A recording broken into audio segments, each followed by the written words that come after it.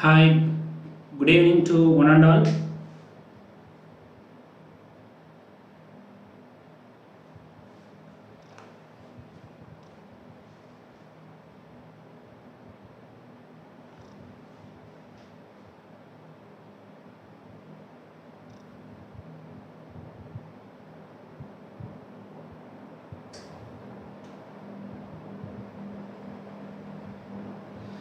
Okay, yes. So we gather here to discuss about the topic vaccine delivery system. Okay, this vaccine delivery system is very important one. Okay, so to assess or as well as to analyze the important thing, that is how the vaccines are delivered. Okay, so how the vaccines are delivered normally, okay, to the individual. So we have a plenty of system available, okay, plenty of system available for the vaccine preparation as well as the vaccine storage, okay, then as well as the vaccine delivery mechanism. So we have a different methodologies are available. So we are discussing, so what are the methods available for delivering vaccines. Okay, so that will be the important one we are going to see now. Okay, yes, now, so just before going to the vaccination delivery system, so the vaccine is very important one for all the individual, because we need to build up our immunity.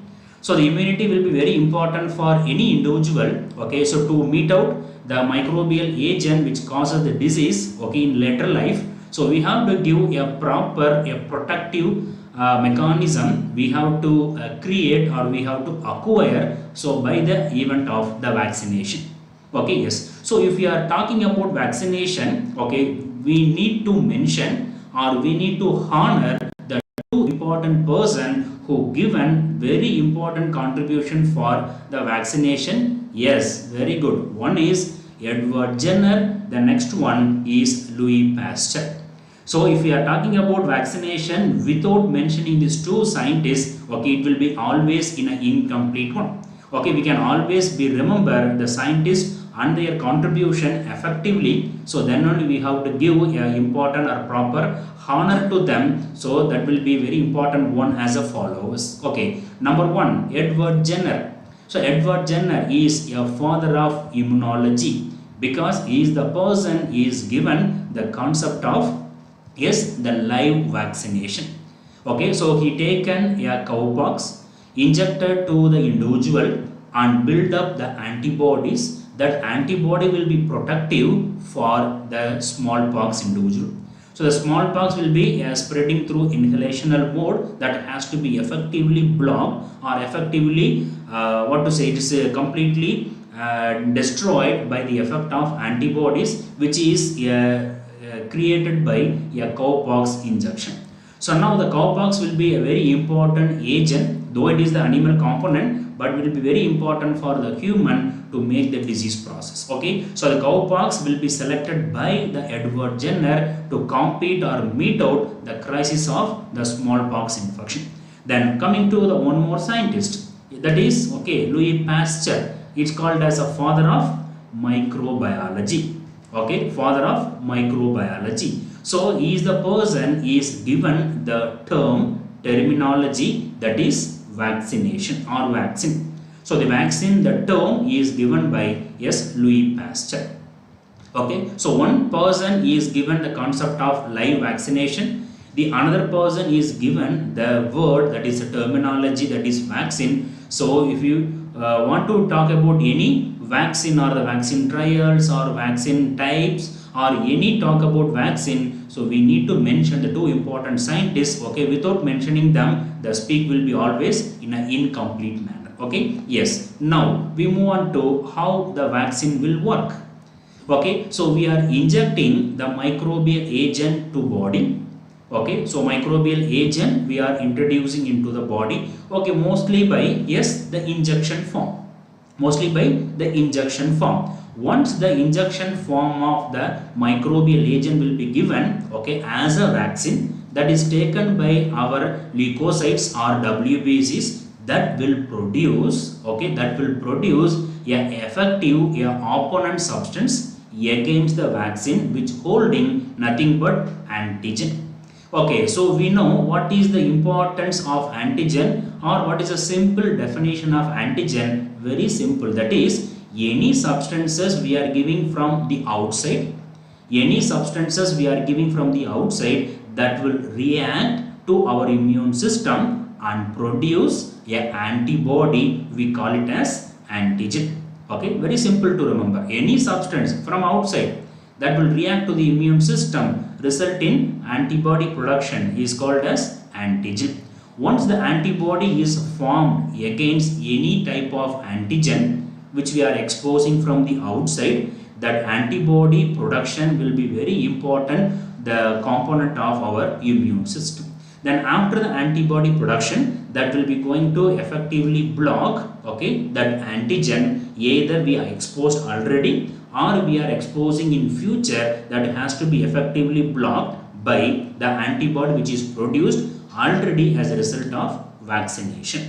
Okay, so the vaccine is important for a preventive aspect to build up the antibodies that will make the protective nature for the person, okay, in later life. Okay, yes. Now the types of vaccine we need to remember. Okay, so one is a live attenuated vaccine, we know. The second one is a killed vaccine, then a subunit vaccine, okay, and toxoid vaccine. We have plenty of vaccines are available. Okay, so we are using all the types of vaccine. Okay, so to the children as a routine immunization program, or the special immunization programs, or the pulse polio immunization, or the polio that immunization in the schools, and all the important outbreaks, we have to give the vaccine in a different way. So the types of vaccines are live, attenuated, killed, subunit, or toxoid. What about the important concept or the base we need to remember for any type of vaccine? Point, yes, we have to take a microbial agent. Okay, we have to take a microbial agent. That microbial agent is responsible for making the disease process. That disease process is mainly by that particular a microbial agent. So we have to modify the microbial agent, okay, in the form of, yes, vaccine. Very simple. Either we have to reduce their virulence, or we are going to completely neutralize the virulence of the particular microbial agent, by which we can able to prepare, yes, vaccines. So vaccines are nothing but the microbial agent will be either reducing their virulence, or we are completely neutralizing the virulence, by which we can prepare vaccines. Very simple. So if we are taking a microbial agent, if we are just reducing the virulent component, we call it as live attenuated vaccine. Attenuation means what? Yes, it is nothing but just a gradual reduction of the virulence is called as, yes, attenuation. Then similarly, one more thing, why it is called as a killed vaccine? We are not going to destroy the microbial agent. So the killed meaning is not going to destroy the microbe, only the virulent component we are going to suppress or reduce. We call it as a killed vaccine.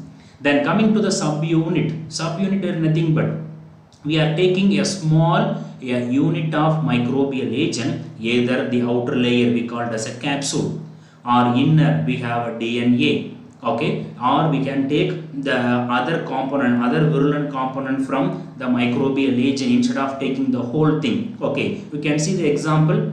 Whole cell pertussis comes under killed vaccine. Acellular pertussis, we are not taking the whole bacterium, we are taking only virulent component which is responsible for the disease. Okay, so we are giving, that is called as acellular, nothing but subunit. Okay, then finally we have a toxoid. So we are preparing the toxoid vaccine from, yes, toxins. Very simple. Once the toxin is inactivated, which result in toxoid. Very simple process to remember. So we have various types of vaccine, depends on their preparation and their virulent character. This is number one. Number two, then there is a one more type will be taken, is very similar point what we discussed. Either we have to prepare from the whole cell, or we are preparing either with the help of some vectors, that is again will be taken different types to remember. Okay, either cell based vaccine or protein, peptide based vaccines, or the bacterial or viral based vaccines, and gene based vaccines. Okay, so depends on the vaccine which is prepared for the expected outcome, by which we can prepare a different type of vaccine for our important purpose. Okay, right. Now we are going to see what are all the methods available for delivering a vaccine. And remember, delivering a vaccine. So vaccine preparation will take different procedures. Okay, the live vaccine preparation or the killed vaccine preparation, it require different methodologies. Similarly, the vaccine storage also require a different temperatures. Then after the vaccine storage, so we have to deliver a vaccine by different methodologies. Okay, the first important method which is routinely used for most of the vaccines to remember is called as a single shot vaccines. Okay, what do you mean by a single shot vaccine? Very simple. We are preparing the vaccine. Yes, we are combining the vaccine and we are giving in a single shot. Okay, that will reduces the visit to the hospital, as well as that will reduces the pricking. Okay, that will be very important for the child will be minimizing the visit as well as the pricking, and also the adverse reaction, because any vaccine will give the fever etiology, so that will be get reduced by a single shot vaccine. Okay, so single dose vaccines are given at a single contact point for preventing multiple diseases. Okay, multiple diseases. Then how we are going to prepare? Very simple. It is nothing but a combination of product. Okay, combination of product with the various antigen will be added. That antigen will be completely maintained or stabilized with adjuvants. Okay, so adjuvants will be used for a stabilization to remember. So for example, so we are taking a multiple component to make a single one. Okay, we have peculiar some examples. Yes, to take MMR, measles, mumps, rubella, single shot. Okay, it holding a 3 important microbial agent. Then coming to DPT, yes, it have diphtheria, pertussis, and tetanus. So we are combining. Okay, so more than 3 or 4 component or antigen for which we are preparing the vaccine. We call it as a single shot vaccine. So what are the advantages of the single shot vaccine? Number 1, it will reduces the visit to the hospital by the children.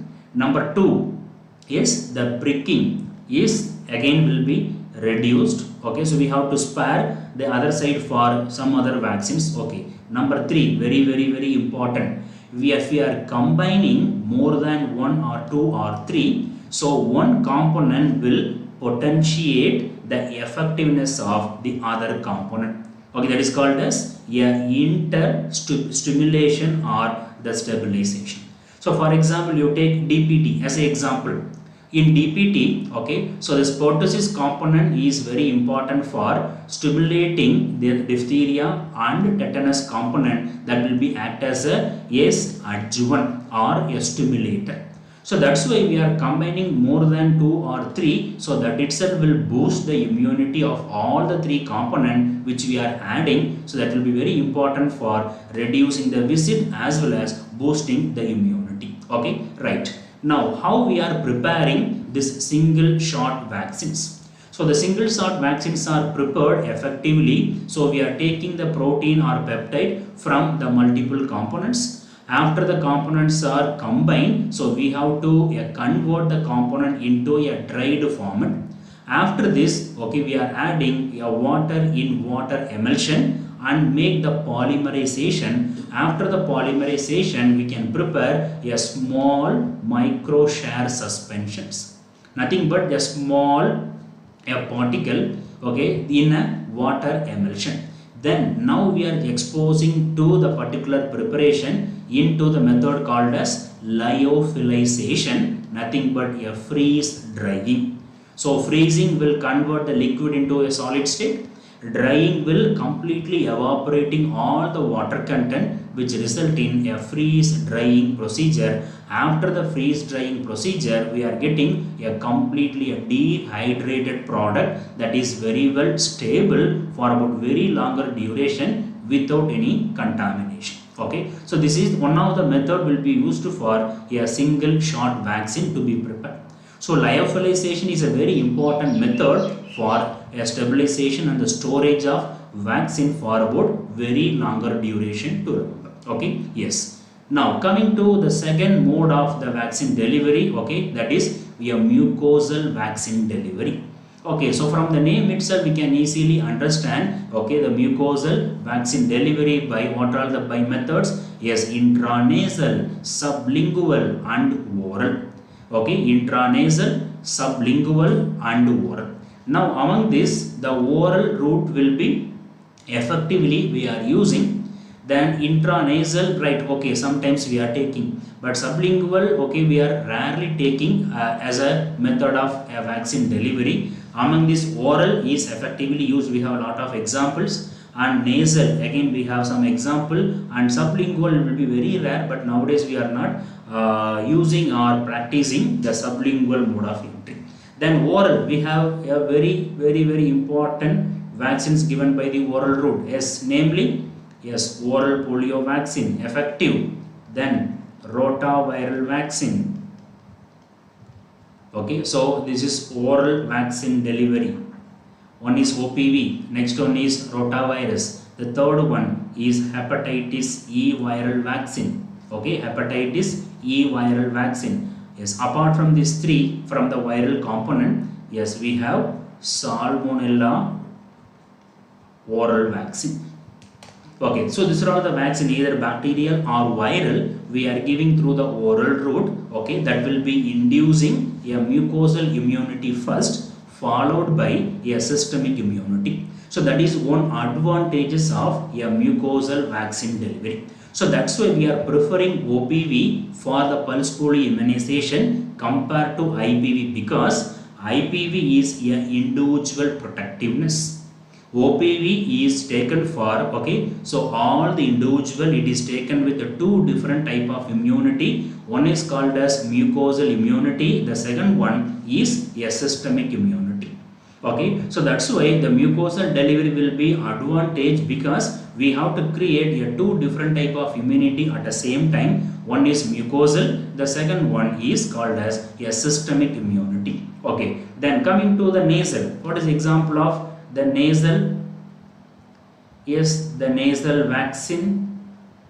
Yes, the nasal vaccine. Yes, the nasal vaccine will be, example is influenza, because we are giving for the outbreak previous to this corona outbreak, we have a swine flu. So during the swine flu outbreak, we are giving the nasal vaccine to reduce the spread of the swine flu infection among the community, as well as in the nasal vaccine will be given for all the healthcare worker to reduce the infection while contact or seeing with the patients. Okay, so nasal vaccine to remember is swine flu. Then oral, we have plenty of example. So what is the advantages of the mucosal delivery? Very simple. It induces a mucosal antibodies followed by a systemic antibodies. That is very important point we need to remember, right? Yes. Now, once we are preparing this mucosal vaccine delivery, one important point to remember, once we are giving the vaccine exposed to a mucosal barriers, what happens?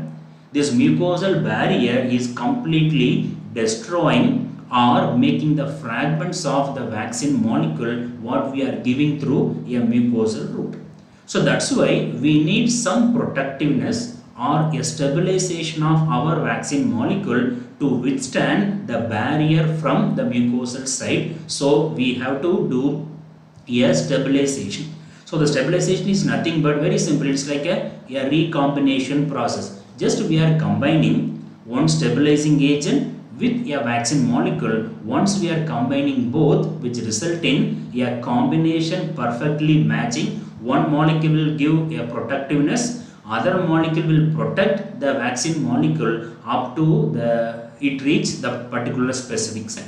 For example, we are using a different kind of stabilizer, otherwise called as a protective molecule. One is called as liposomes, then other is called as visosomes, then transferosomes or polymer coated liposome. So depends on which side we are taking for the mucosal delivery. We are using a different type of that nano carriers. That nano carriers are very important for stabilizing the vaccine in a proper way. Okay, yes, very simple. You can take the liposomes. Liposomes will be a protective the vaccine molecule once if you are taking by the oral route, because there is a lot of enzymes are there in the oral cavity as well as all the mucosal secretions. Okay, so if the liposome is not sufficient, because the vaccine has to travel a long duration or the long time from the mouth, for example, it reaches the intestine, it requires a one more molecule for transport. Very simple, you can see the below is called as a transferosomes. So liposomes is only for just protective mechanism. If you want to transfer to a longer duration or the pathway, it requires transferosome. What do you mean by transfer? Just mobilization. Then sometimes we need a more protective if it is going to act on a cilia like mechanism in the mucosa. So we need to make a polymer coated liposome that will be protective against a ciliary coated our mucosal sites. Okay, so depends on the vaccine is going to act or it has to reach in particular place, for which we have to select this nano carriers for the immunization. Okay, so this can be used for two different purposes, either in the form of a mucosal delivery or it can be used for the cutaneous. The next topic we are going to see, for in both the condition we have to use these kind of a nano carriers. That is very important, right? Now, what are all the challenges we have to face during this mucosal vaccine delivery? Some of the points we discussed already. Number one, a presence of physical or epithelial barriers. Because a lot of epithelial barriers are there, then moreover some of the epithelium is naturally resistant to these kind of vaccine molecule as well as for microbial agent. The second one is enzymatic degradation. Very simple. So most of the enzymes are present. For example, lipase, then lysozyme is releasing the lysosome releasing lysozymes. Then it have proteases. So it have a salivary enzymes. So there is a lot of enzymes are there, okay, in the mucosal secretion that will be going to degrade the vaccine molecule. So that is second one is enzymatic degradation. So because of the enzymes are degrading the vaccine molecule, then what happened to the permeability or the uptake by the cell? Yes, obviously it is very less only. So uptake as well as permeability will be limited because of this enzymatic degradation. Because of the uptake is very minimal, then what about this bioactivity?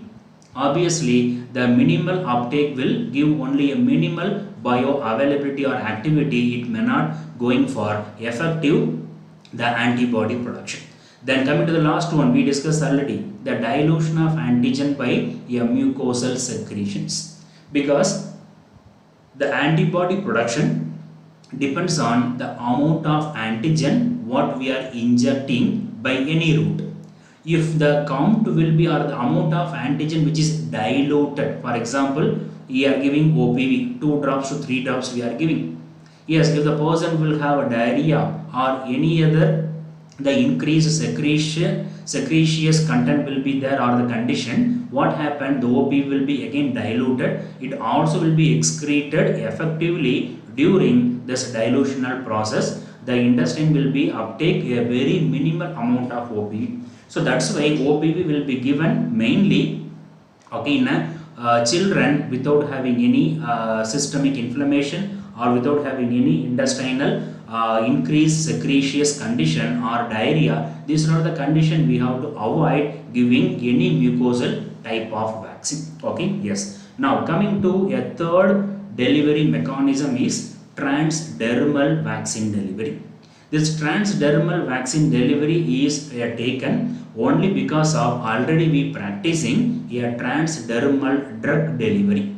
So normally we are using this transdermal patches mainly for the drug delivery in the case of a cancer individual, okay, or the person will be a hypersensitive. So we are using this transdermal drug delivery. The same mechanism we are adopting for this vaccine delivery also. Okay, yes. Now, what are the methods by which we can go for this transdermal vaccine delivery? Yes, one is microneedles, very famous one is called as microneedles. Then the velocity based devices, otherwise called as a jet. So based on the jet we are using for a multiple purpose. For example, if a person is diabetic, the person has to take is uncontrolled or the 300 or 400 something. So the person need to take insulin, yes, either by stoily or 8-hourly. So the person doesn't component are happy with the injecting with the tuberculin syringe or the insulin syringe, the person will be ideal candidate for this velocity based devices. Okay, now the velocity based device is nothing but we call it as a injector jet. Okay, so once we are pressing over the skin and we can just press it in the head, that will be deliver what about the amount of the drug or the vaccine or the hormone. Okay, what about the amount we require, that will deliver effectively. So that will be used for this insulin for the diabetic individual, or the drug will be given for the cancer patient as a palliative therapy. The same thing we are adopting for a vaccine delivery also. Then the second one is microneedles or the transdermal patches. That will be again very famous. So the microneedles will be reaching up to the stratum corneum and slowly or in a very micro quantity, that will be slowly releasing into the skin.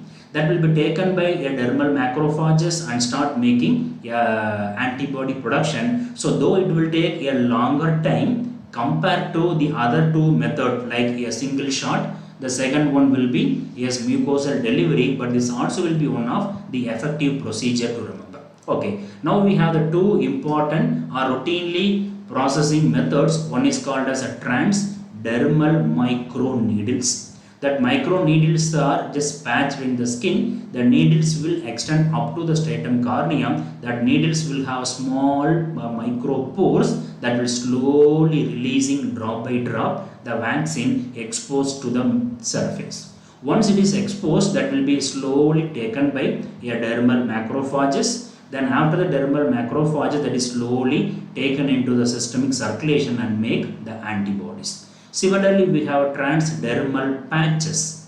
Okay, normally the transdermal patches will be given during either chemotherapy or radiotherapy. We are making the patching. Similarly, we have this cochlear implant. So this kind of thing will be a similar basis or the mechanism in which we are making this transdermal patches. So microneedles and transdermal patches are very easy for a person to make, or it doesn't require need a trained person. So if you are giving the person with 2 to 3 days of training, the person will do as a one type of a vaccine delivery. So till now we seen about the three important vaccine delivery system. One is a single shot vaccine. The second one will be a mucosal vaccine delivery. The third one is transdermal patches. Okay, so any type of vaccine delivery, we have to remember the important points are: number one, we need to maintain the vaccine stability. Okay, so vaccine stability has to be maintained. Okay, number one. Number two, the vaccine interaction has to be reduced. Okay, so vaccine interaction. For example, if we are giving more than 2 or 3 in a single shot vaccine, we need to minimize or reduces the vaccine interaction. Yes, number three. Then most of the time, the single shot itself is capable of making antibodies, okay, in an adequate quantity. That means most of the time we have to avoid the booster doses. Okay, that's why we have to give a initial itself in an adequate quantity that will minimize the booster doses. Again, it is yeah, one of the another prick or the second visit has to be taken. So most of the time we have to give the adequate quantity of antigen in the first dose itself as a bolus dose that will maintain the antibody effectively for a longer duration. Okay, yes. Now, even if you are planning for booster, either single or a multiple vaccine, that also will be using any one of the vaccine delivery system. Okay, so vaccine delivery system, either booster means either one or more than one. Okay, one or more than one, if you are giving as a booster, that also will be accommodated to any one of the vaccine delivery system. So now what about the take home message to remember here? Vaccine preparation, either we are reducing the virulence or completely neutralizing the virulence by which we can prepare a vaccine. After the preparation, we have to store the vaccine to make the stabilization. After the storage, we have to give in a 3 different method of delivery. One is a single shot. Widely we are using this methodology, and the mucosal vaccine is somewhat less used, and third one is a transdermal. It is mostly taken for drug delivery but rarely accommodate for the vaccine delivery system. Okay, so single shot widely accepted and used. Mucosal delivery, the second most accepted and used. So transdermal patches or the needles will be effectively taken for drug delivery system but not coming into the successful level of the vaccine delivery system. Okay, yes. So with that we are concluding the session. Okay, so similarly we have more session. Okay, we'll discuss on and off. Okay, so let us update the next session to be taken the date as well as the session. Okay, soon. Okay, until then, bye from Dr. Vasant. Okay, so keep stay with you, then we will transfer the knowledge of microbiology. Okay, thank you once again for your watching. Bye.